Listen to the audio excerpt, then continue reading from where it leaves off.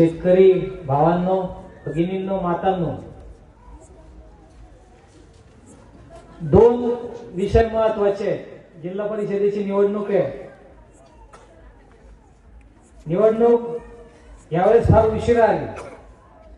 5 वर्षांनी निवडणूक येते, पण तिला आता यावेळेस 8 वर्ष लागली.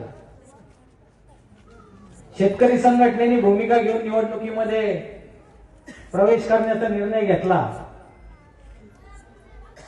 आजच्या या सभेचे प्रमुख वक्ते, वैजापूर तालुक्याची शान,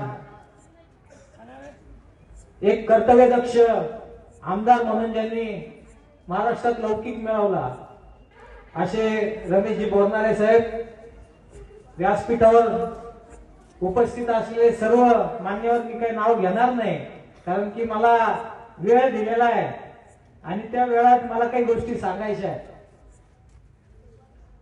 मित्रांनो, 33 वर्ष झाली मी उच्च न्यायालयात वकिली करतोय.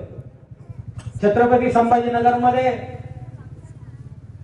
ज्या विचारधारेच्या माध्यमातून काम करतोय, छातीवर शेतकरी संघटनेचा बिल्ला लावून सामाजिक व्यवस्थेमध्ये काम करतोय, पण ज्या महामानवाने मला जगण्याचा मार्ग शिकवला, ज्या महामानवाने संविधान मला शिकवलं, ज्या महामानवाने मला काही अधिकार दिले. मी आता आल्यावर बोर्ड पाहिला, माता रमाईचा जन्मोत्सव 2026 ला साजरा होतोय. आंबेडकरांनी काय दिलं नाही? कोणती व्यवस्था अशी आहे की ज्या व्यवस्थेमध्ये तुम्हाला आणि मला समान संधी मिळण्याचा अधिकार आहे? केवळ केवळ हे महामानव जर नसते तर मला वाटत नाही तुमची माझी अवस्था जी आज झाली त्याच्यापेक्षा फार वाईट परिस्थितीत आपले जीवन जगण्याची व्यवस्था निर्माण झाली असती. पण काय होतंय? या माणसांची स्वप्न पूर्ण झाली का? या माणसांना खऱ्या अर्थाने जो समाज बघायचा होता, जो समाज घडवायचा होता, तो समाज घडला का?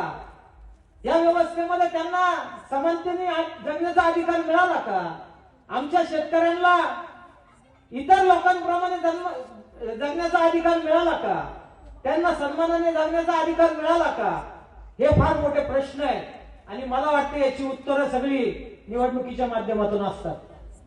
निवडणुका शेतकरी संघटनेचा भूमिका होती की विचारधारेच्या माध्यमातून हमी भावाचा प्रश्न असेल, विजेचा प्रश्न असेल, शेतीशी निगडीत कोणतेही प्रश्न असेल, दुधाचा प्रश्न असेल, या विषयाला धरून सातत्याने संघर्ष आम्ही करतोय.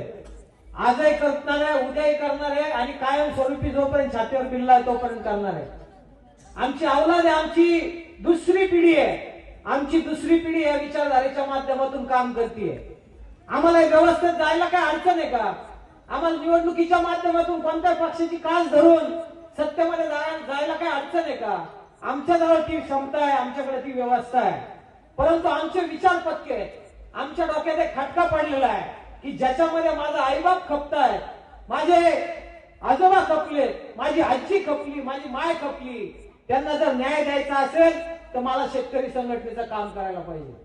परमेश्वराने जी ताकद दिलेली आहे त्या ताकदीचा उपयोग हे रांजलेले किंवा अडचणीत असलेली जी माणसं आहे, आंबेडकरांची शिकवण होईल. त्या माणसाने काय केलं, कुठं नेऊन ठेवलं बघा तुम्ही, कोणती व्यवस्था निर्माण करून ठेवली, पण आपण काय करायला लागलो? आपली माणसं मरायला लागली तरी आपल्याला सुधारायला तयार नाही. लुटारूंची व्यवस्था इथं निर्माण झाली, डाकू लोक इथं निर्माण झाले. राजकारणाच्या माध्यमातून यांनी आपलं कंबरड मोडून टाकलं आणि याला जर आपल्याला आता फाटा द्यायचा असेल तर परमेश्वराने एक संधी दिली आहे. तुम्हाला आणि मला एक संधी दिली की संभाजीनगरच्या जिल्हा परिषदेच्या निवडणुकीच्या माध्यमातून शेतकरी पुत्राला, शेतकरी संघटनेचा बिल्ला ज्या माणसाच्या छातीवर आहे त्याला एक संधी मिळतीये. मला असं वाटतं की या संधीचं तुम्ही सोनं केलं पाहिजे. किती अडचणी आहेत, 20-20 वर्ष, 25-25 वर्ष एक माणूस सत्तेत राहतो आणि इथं येऊन आमदार साहेबांची मी आता जे काही कामाचे पाहिले भाषणातून ऐकतोय, कारण पंचायत समिती, जिल्हा परिषद हे तर सगळ्या याचं केंद्रस्थान आहे. तुम्हाला कोणती सुविधा पाहिजे, रस्ते पाहिजे, तुम्हाला पाणी पाहिजे, तुम्हाला आरोग्य पाहिजे, तुम्हाला शिक्षण पाहिजे, ते याचं काम जिल्हा परिषदेच्या माध्यमातून होतं. मग का बरं हा प्रश्न विचारायला पाहिजे का नाही आपण, की का बरं हे झालं नाही? 20 वर्ष का बरं सातत्याने लोकांची हेळसांड झाली, माझ्या गोरगरीब शेतकऱ्यांचे हाल झाले, हे विचारायला नको का? विनायक सहकारी साखर कारखान्याच्या माध्यमातून या तालुक्याला ज्यांनी खऱ्या अर्थाने पाठबळ देण्याचं काम केलं, तो कारखाना बंद आहे. एक कारखाना आणण्यासाठी काय संघर्ष करावा लागतो आम्हाला विचारा. आम्ही सरकारच्या विरोधात, केंद्र सरकारच्या विरोधात भांडतोय की 25 किलोमीटरची आट रद्द झाली पाहिजे, गावागावांमध्ये पिठाच्या गिरण्यासारखे साखर कारखाने झाले पाहिजे, ही आमची भूमिका आहे. आमदार बोरनारे साहेबांच्या माध्यमातून या तालुक्याला संजीवनी मिळाली. कारखाना येणं म्हणजे काय आम्हाला माहिती आहे, स्पर्धा होणं म्हणजे काय आम्हाला माहिती आहे. शेतकऱ्याची उन्नती व्हायची असेल तर स्पर्धा झाल्या पाहिजे.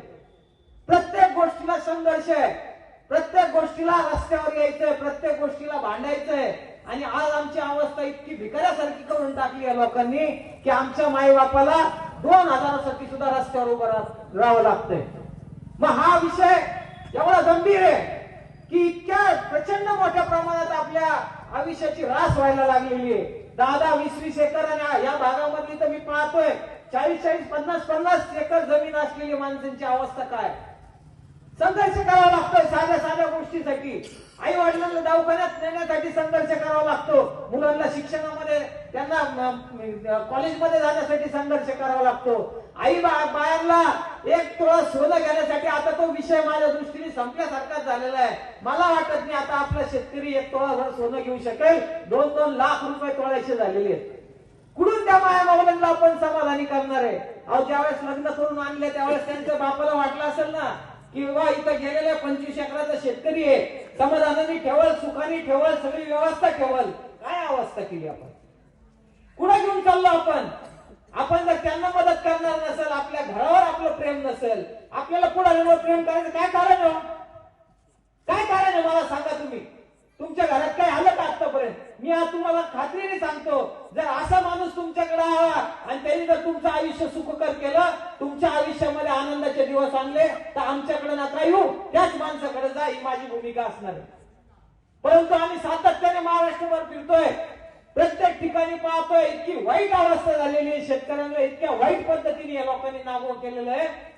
35-35, 40-40 हजारासाठी ही माणसं आत्महत्या करतायत. ज्या माय माऊला सकाळी उठल्यापासून दुधाच्या धंद्याच्या माध्यमातून आधार होता, त्या दुधा धंद्याचं यांनी कंबर मोडून टाकलं. 22 रुपये 80 पैशाचा दुधाचा भाव, पाण्याची बाटली आज 20 रुपयाच्या पुढे झाली. एखाद्या हॉटेलमध्ये जेवायला गेलं तर एक पोळी, एक भाकरी, तिची किंमत 25 रुपये झाली. आणि आमच्या दुधाचे भाव 20 रुपये, 22 रुपये, 25 रुपये थट्टा लावली. उत्पादन खर्च जर आमचा 48 रुपये, 52 रुपये, तर तुम्ही आम्हाला दूध केवढ्याला देताय? आता 28-30 रुपये जेव्हा माझा संघर्ष झाला, मोठं आंदोलन उभं राहिलं, तेव्हा 35 रुपयापर्यंत कुठेतरी गाडी ढळली. पण किती दिवस हे करणार आहे? म्हणजे आम्ही फक्त आंदोलन करायची, आम्ही सोयाबीनचा प्रश्न आला का आहेच रस्त्यावर, घेतल्याच केसेस अंगावर. ऊसाचा प्रश्न आला की आहेत आम्ही आडवे, भाव मिळाला पाहिजे, शेतकऱ्याचा उत्पादन खर्च तरी निघाला पाहिजे. कांद्याचा विषय तोच. बरं, आता तर आमची अवस्था एवढी वाईट झाली, पिकवतो आम्ही, भाव लुटून देतो तिसरा. काय चालवलंय? कुणाने? मला समजत नाही हा समाज कुणा घेऊन चालले ती लोक. अहो, ज्या समाजाला तुमची गरज आहे, नेता कोण आहे तिकडं पहा माग. या माणसाने महाराष्ट्र घडवला, एवढी ताकद मनगटात आहे. काय आपल्याकडे नाहीये का? त्याचीच मारत ना आपण. आपल्या अंगात पण रग आहे, परंतु आपली रग कुठे गेली सांगू का? लाचारीमध्ये गेली. या लोकांनी आपल्याला लाचार केलं, आर्थिक दृष्ट्या दुर्बल केलं, आपल्याला कमकुवत केलं. आणि त्याच्यामुळे आपली अवस्था अशी आहे, छोट्या छोट्या गोष्टीला सुद्धा आपल्याला यांच्यावर अवलंबून राहावं लागतंय. वाईट वाटतं बऱ्याच वेळा की 2000 रुपयासाठी बाप आपला बँकेच्या दारात उभा आहे का, तर मोदी साहेब पाठवतील आणि पैसे मिळतील. 10 एकराचा मालक असलेला माणूस आज ही अवस्था. युरियाची गोणी घ्यायची हाय संघर्ष, औषधामध्ये हाय 2 नंबर. पण माल तर मात्र प्युअर आहे ना, की आपल्याला तर काय त्याच्यात करता येतं का? लफडे केलेत का? बाजरीमध्ये पण का गव्हामध्ये घातलं का हरभऱ्यात घातलं? अहो तिथं टप लावून चाळणी मारून सगळं घेतल्याशिवाय तर काही देत नाही. देता का? मग अशी जर अवस्था असेल तर तुम्हाला आणि मला तुमच्या कष्टाचं मागायला पाहिजे. तुम्हाला आणि मला हे जाणीव ठेवायला पाहिजे की ज्या व्यवस्थेने आपल्याला नागवलेलं आहे आपला सुद्धा हक्क आहे. आपल्याला आपल्या कष्टाचं दाम घेतलं पाहिजे. आपल्या कष्टाचं मोल आपण ठरवलं पाहिजे. त्याचे पैसे आपल्याला मिळाले पाहिजे. आज सगळी व्यवस्था अशी आहे की अर्थकारण हे जीवन कारण झालेलं आहे. अर्थकारणाशिवाय आता जीवन सुखकर नाहीये. जोपर्यंत पैसा व्यवस्थित हातात येत नाही तोपर्यंत तुम्हाला मला सुख मिळणार नाही. जर अशी परिस्थिती असेल छोट्या छोट्या गोष्टीला जर मला कुणाच्या दारात जायचं असेल औषधासाठी सुद्धा मला संघर्ष करावा लागतो. माझ्या आईला जर आजारपण आलं तर मला 4 वेळा विचार करावा लागतो. शेजार बाजाराकडनं पैसे घ्यावे लागतात. एवढं करून उत्पन्न येतं एकदा जास्तीत जास्त 2दा. काय मिळतं?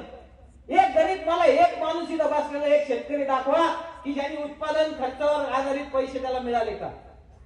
जो खर्च त्यांनी केलेला आहे तो खर्च निघला का? आपल्या मागे बँका आहेत, नॅशनलाइज बँका आहेत, प्रायव्हेट बँका आहेत, सोसायट्या आहेत. आहे का सातबाऱ्यावर कोणाचा कोरा सातबारा आहे की इथं बसलेला कोणाचा? माझा पण नाही. पण काय करायची? शेती काय करायची? नवं जुनं करत राहायचं.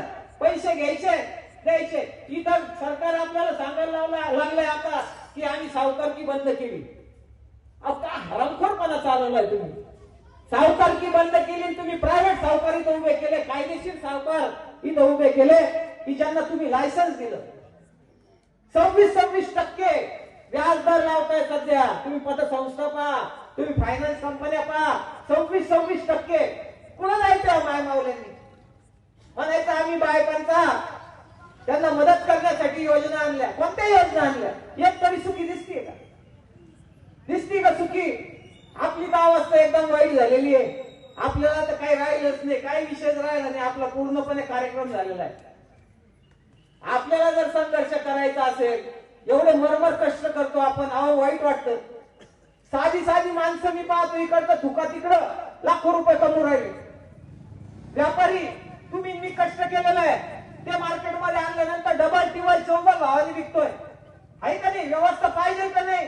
माझ्या भावाचा दाम ठरवायला मला अधिकार पाहिजे का नाही? भावाचं दाम तुम्ही ठरवायचे तिकडं आणि आमच्याकडनं लुटून घ्यायचं आणि मात्र मार्केटमध्ये एवढ्या मोठ्या प्रमाणात जास्त किमतीला विकायचं. हा धंदा चालू आहे आणि तरी सुद्धा आपण खुश. का रे बाबा तुला तुझ्या बनगटात भरोसा नाही का? तुझ्यात वाटत नाही का धमक की माझी बायको अडचणीत आहे. माझ्या बायकोला मी साडी घेऊ शकलो नाही सणासुदीला. माझ्या आईला एक तोळाभर सोनं घेऊ शकलो नाही. वाईट वाटायला पाहिजे. ही मोठी माणसं तुम्हाला वाटतात मोठी आहे. माझ्या दृष्टीने अतिशय चापलूस नालायक माणसं आहे ती. यांनी समाज सगळा खाऊन टाकलेला आहे. पैसा कमवणं म्हणजे असा पैसा तर इथं सगळे धंदे करणारे लोक 2 नंबरचे धंदे करणारे लोक पैसे कमवतात. तो पैसा नाहीये. तो अनितीचा पैसा आहे. त्याला किंमत नाहीये. तुम्ही मी ज्या कष्टाने कमवतो त्याला किंमत आहे. माझा शेतकरी जो रोजचे 500 रुपये 700 रुपये शेतमजूर कमवतो तो कष्टाचा पैसा आहे. ही अशी पद्धत नाहीये की कोणीतरी काहीतरी साठवलोट करायचं 2 नंबरचे धंदे करायचे पैसे कमवायचे मोठमोठ्या गाड्या घेऊन यायचं आणि आपल्या समोर तोंडवरती करून बोलायचं आमच्या समोर बोलून दाखवा. आमच्या समोर बोलून दाखवा. आम्ही दाखवतो तुमचे धंदे काय. तुम्ही काय काय उद्योग केले आम्ही सगळे काढतो बाहेर. परंतु मित्रांनो केवळ आणि केवळ तुमची संघटित प्रवृत्ती नाहीये. तुम्ही मी संघटित नाहीये. त्याचा फायदा ही भांडवल घ्यायला लागलेली आहे.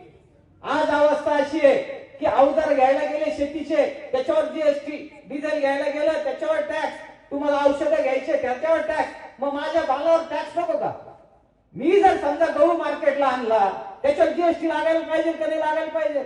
मला परतावा मिळायला पाहिजे का नाही मिळायला पाहिजे? तुम्हाला आता याच्यात बरेच पोर आता शिक्षित झालेले. तुम्ही जीएसटी लावता सगळ्या गोष्टीला. माझ्या भावावर मात्र जीएसटी नाही.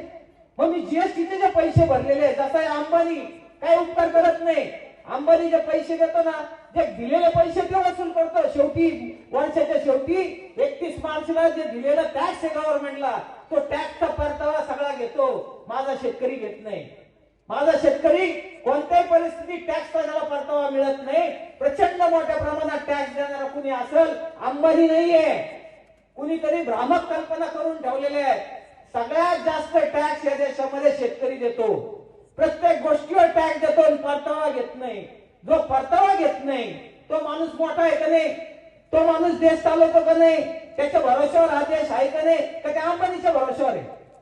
मग तुम्ही कुणाला मोठे करायला लागले? कर्ज माफ करायचं तर अंबानीचं करायचं. काय बाबा इथं मरायला लागले, 9 आत्महत्या व्हायला लागल्या महाराष्ट्रामध्ये, तर तुम्हाला त्या लोकांसाठी मदत करायची नाहीये. तुम्हाला काय करायचंय? तुम्हाला अशा लोकांचे कर्ज माफ करायचे ज्यांनी द्वेष लुटला, जे देशातून पळून गेले, त्या लोकांची कर्ज माफ करायची. आमचा संघर्ष होता की 7/12 कोरा झाला पाहिजे. जर 7/12 कोरा झाला तर आज शेतकरी सुखी होईल, पूर्ण ताकदीने पुन्हा उभा राहील. आज आम्ही पिचलेलो आहे, आम्ही थकलेलो आहे, आम्ही संपलेलो आहे. याचं कारण फक्त आमच्या 7/12वर वैजे चढलेले. जे जिल्हा बँक आहेत, सोसायटी आहेत, कोणती संस्था नाही अशी जिथं आम्हाला दिसेल आता आम्ही तिथं चाललेलो आहे. आणि प्रायव्हेट कंपन्यांनी तर आम्हाला अक्षरशः मोडून काढलेलं आहे. मग ही जर व्यवस्था आपल्याला बदलायची असेल मित्रांनो, तर आपल्याला या निवडणुकीमध्ये एक असा उमेदवार द्यायचा आहे की ज्यांनी सामाजिक आंदोलनं केलेली आहेत. ज्या मुलांनी शेतकऱ्यांसाठी रस्त्यावर उतरून 5-5 दिवस आहो, आंदोलन काय असतं आम्हाला विचारा, आंदोलन काय असतं जरांगे पाटलाला विचारा, आंदोलन काय असतं तर आंबेडकरांना विचारा. ज्या लोकांनी एका समाजासाठी रात्रंदिवस रस्त्यावर काढली, उपाशी पोटी ज्या लोकांनी संघर्ष केला, त्या लोकांना विचारा आंदोलन काय असतं. ही मुलं यांच्या बरोबर बसलेली कोण होती? 150 फूट टाकीवर जाऊन बसले. थंडीच्या कडाक्याची थंडी होती, आम्ही तिथं होतो. अंगावर स्वेटर नाही, खाली हृदय नाही, काय नाही, त्याच्यात तिथं जाऊन बसले. कुणासाठी हो? बोलणारे साहेबांना मतदान करा म्हणून होतं का? कशासाठी होतं आंदोलन? आंदोलन होतं तुमच्या माझ्या पैशासाठी. आंदोलन होतं की ज्या माणसांच्या हक्काचे पैसे, सरकारने पाठवलेले पैसे, ते त्यांना मिळाले पाहिजे म्हणून. कांद्याच्या बाबतीत का बरं कुणाला सुचलं नाही का कांद्याचं आंदोलन करायला? वैजापूर तालुक्यात काय पुढारी नाही का? इथं तर मी पाहतो बऱ्याच ठिकाणी रात्रंदिवस जाणारी माणसं. आता मी ऐकतोय भाषण, दावे आहेत, काय काय आहेत, काय काय आहेत. कारण बाबा एक हे पण कर ना. आमचं काय म्हणणं नाही, तुम्ही आमच्या जर याच्या विषयामध्ये घेऊन आंदोलनं केली तर आम्ही तुमच्या मागे पाऊल ठेवण्याची आमची मानसिकता आहे. आम्हाला पुढाकार पण नकोय, आम्हाला ती हौस नाहीये. आम्हाला आमचा शेतकरी जागवायचा आहे. पुढाकार पण नकोय, आम्हाला ती हौस नाहीये. आम्हाला आमचा शेतकरी जागवायचा आहे. आम्हाला आमच्या शेतकऱ्याला पाठबळ द्यायचंय, त्यांच्या लाचारीचं जीवन संपवायचंय आणि त्याच्यासाठीचा हा संघर्ष आहे. अशा मुलांना पुढे पाठवा. तुमचं एक मत मात्र परिवर्तन केल्याशिवाय राहणार नाही. मला खात्री आहे विचारधारेच्या माध्यमातून मतदान जर केलं तर परिवर्तन 100% होणार आहे. नाही तर हीच अवस्था चालू आहे. 20 वर्षात आमदार साहेबांना आता इथे रस्ते करावे लागले. जिल्हा परिषदेचं काम आहे, जिल्हा परिषदेचा याला निधी येतो, इथं दवाखाना नाही, शाळा नीट नाही, रस्ते नीट नाही, पाण्याची व्यवस्था नाही. 20-20 वर्ष अरे काय करणार आहे आपण? थोडासा विचार करा. याच्या चौकटीच्या बाहेर या नाते, पाहुणे, रावळे, गाववाला बाजूला आहे. याच्यातनं एकच विचार करा, माझी आईबाप, माझे पोरं, मी स्वतः, माझं घर, माझी चूल, एवढा विचार करा. मला वाटतं परिवर्तन झाल्याशिवाय राहणार नाही. एक संधी अशा मुलाला द्या की ज्याच्या माध्यमातून सगळ्या योजना या सर्कलमध्ये आल्याशिवाय राहणार नाही. त्याची ग्वाही मी तुम्हाला देतो. प्रत्येक वेळेस आमचा संघर्ष आहे. हे पहा, कोणताही माणूस विचारधारेच्या माध्यमातून निवडून गेला. राजकारण आहे आमचं 20%, फक्त 20%. ते पण आमदार साहेबांनी संधी दिली म्हणून आहे. मी त्यांचे आभार व्यक्त करतो की एक अशा माणसाला संधी दिली, आमच्यासारख्या विचारधारेने काम करणाऱ्या लोकांना एक संधी दिली. त्यांचं खरंच कौतुक आहे. कारण की या धावपळीच्या जीवनामध्ये, राजकीय व्यवस्थेमध्ये, सेटलमेंटच्या विषयामध्ये, पैसे खायच्या धंद्यामध्ये आमच्यासारख्या माणसाला स्थान नाही. आलं लक्षात? पण त्याच्यामध्ये जर समजा आमदार साहेबांनी भूमिका मांडली तर असा माणूस ज्यांनी 3,500 कोटी रुपये, चष्टा आहे का हो? एवढे पैसे आणणं तालुक्याला चष्टा आहे का? एवढा निधी आणला एकनाथ शिंदेचं, म्हणजे मला कमाल वाटते की त्या माणसांनी पण किती द्यावाला मर्यादा हो. एकाच तालुक्याला एवढे पैसे, पण त्या पैशाचं सोनं झालं ना. आज तालुक्यात रस्ते झाले. आज तुमच्या रामकृष्ण बाबा तुम्ही मी बऱ्याच वेळा हा विचार करायचो उच्च न्यायालयात मी त्यावेळेस एक याचिका आणणार होतो. आमचा एक मित्र आहे पाहुणे पाटील वकील म्हणून इथले गंगापूर मधले, ते मला म्हटले योजना एवढी फार संपलेली, आपल्याला याच्यात काहीतरी करावं लागेल. पण पहा नशीब काय की आमदार साहेबांनी तो प्रश्न एवढा सहजतेने संपवला की तुमच्या माझ्या आमचा तर संघर्ष 7-12 कोरा झाला पाहिजे. तो 7-12 कोरा करण्याची भूमिका घेतली. मला वाटतं याच्यापेक्षा मोठं काय काम असू शकतं. माझ्या शेतकऱ्याला जर समजा या कचाट्यातून बाहेर काढला असेल, आता तिथे सोसायट्या घेता येतील का, आता तुम्हाला बँका घेता येतील, आता शेती व्यवस्थित करता येईल, अशी जर परिस्थिती असेल तर अशा माणसाच्या मागे उभं राहणं हे माझं कर्तव्य समजतो. त्याच्यामुळे मित्रांनो, जिल्हा परिषदेच्या होऊ घातलेल्या या निवडणुकीमध्ये बोलण्यासारखं खूप काही आहे. कारण आमची जी आग आहे ती आग इतकी साधी नाही, ती 15 मिनिटात विझणारी नाही. त्याच्यामुळं आता फक्त वेळेचं भान ठेवतो. आमदार साहेबांना पण पुढे कार्यक्रम आहे, परंतु योग मात्र नक्की जर तुम्ही आमच्या माणसाला इथं पाठवलं तर मी या सर्कलमध्ये कायम येईन, कायम अशाच पद्धतीने काम करण्याची आमची भूमिका राहणार आहे. त्याच्यामुळे होऊ घातलेल्या या निवडणुकीमध्ये 7 तारखेला गणेश तांबे यांची निशाणी फॅन आहे. फॅनच्या बटन दाबून त्याला प्रचंड बहुमताने असं निवडून द्या. दुसऱ्या आमच्या अर्चनाताई आहे. अर्चनाताईचं खास करून त्यांचे पती सुरेशराव तुमच्या सगळ्यांच्या संपर्कातला माणूस आहे. आम्हाला माहिती आहे घरकुल न मिळणं, घरकुल मिळवून देणं, तुमच्या संजय गांधी निराधारचे काम करणं हे फार अवघड काम आहे. शासकीय व्यवस्थेमध्ये फार संघर्ष करावा लागतो. या माणसाने एवढं इथं काम केलेलं आहे, त्यांच्या पत्नी इथं उभ्या आहेत. मला असं वाटतं की आपण या विषयाची प्रतारणा होऊ देणार नाही, चांगल्या माणसांना निवडून देणार आणि एक संधी द्यायला मला वाटतं काही हरकत नाही. दिली तुम्ही आधी 4-4 वेळा दिली संधी, एक ना जा फक्त. आणि बदल घडवायचा असेल तर आपल्याला माणसं बदलायला पाहिजे. तेच रिपीट ठेवलं का मग काय होतं, आळणी होऊन जात, मजा येत नाही. तुम्हाला जर मजा आणायची असेल जीवनामध्ये तर असं माणूस बदलून द्या. आंबेडकरांचं हेच स्वप्न होतं, 5 वर्षानंतर नवीन माणूस आला पाहिजे. आणि त्याच्यामुळे मला असं वाटतं की हे स्वप्न आंबेडकरांचं पूर्ण करायचं असेल तर तुम्हाला आता बदल घडून आणायचा आहे. आणि तो बदल तुम्हाला 7 तारखेला आणायचा आहे. 9 तारखेला मी अपेक्षा करतो की विजयाचा गुलाल हा 100% आमच्या अंगावर पडल्याशिवाय राहणार नाही. एवढं बोलतो आणि थांबतो. जय जवान जय किसान. धन्यवाद. धन्यवाद काळे साहेब. तुम्ही